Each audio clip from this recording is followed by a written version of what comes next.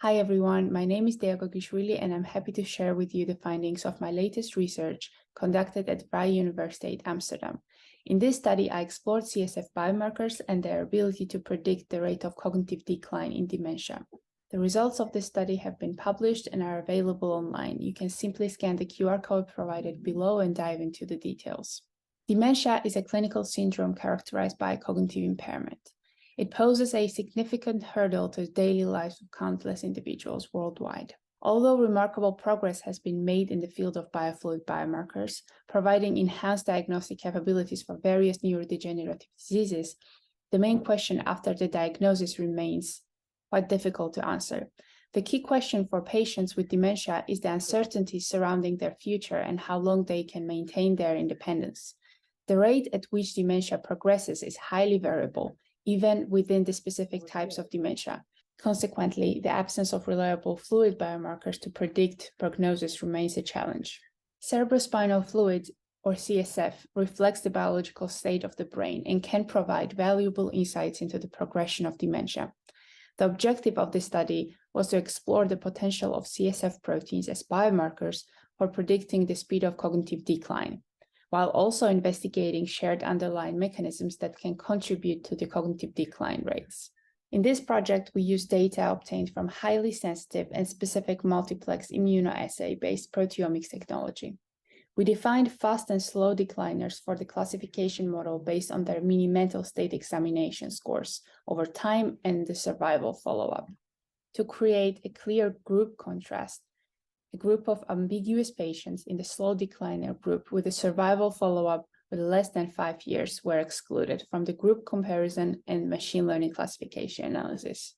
To identify which of those proteins contribute most to differentiating fast and slow decliners, a random forest classification model was trained on protein relative abundance values in CSF.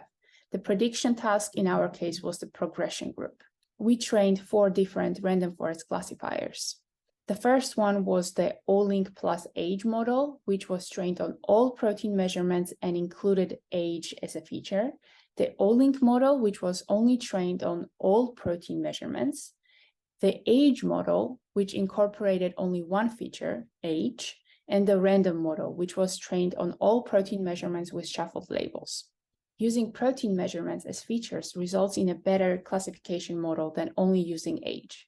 And incorporating age as a feature results in a similar list of top biomarkers. All 3 models clearly outperformed the random model, which was trained on shuffled labels. Here you can see the feature importance values and the correlation direction of the top 20 biomarkers. The analysis revealed that the top 3 proteins ranked by their importance were CLEC1B, TNFRSF4, and TGF-beta1. In order to better interpret the model performance, Shapley additive explanations, or SHAP values, were calculated. For local interpretability, we demonstrated 2 correctly classified patients from the test data to explain which biomarkers contributed to these predictions. SHAP analysis revealed several biomarkers that consistently demonstrated predictive value across multiple patients. For instance, the first patient showed elevated levels of TGF-beta1, which was identified as a significant predictor for a slower cognitive decline. In another case, CLEC1B and TNFRS4 and other biomarkers highlighted in red were found to be important contributors to the patient's predicted fast progression.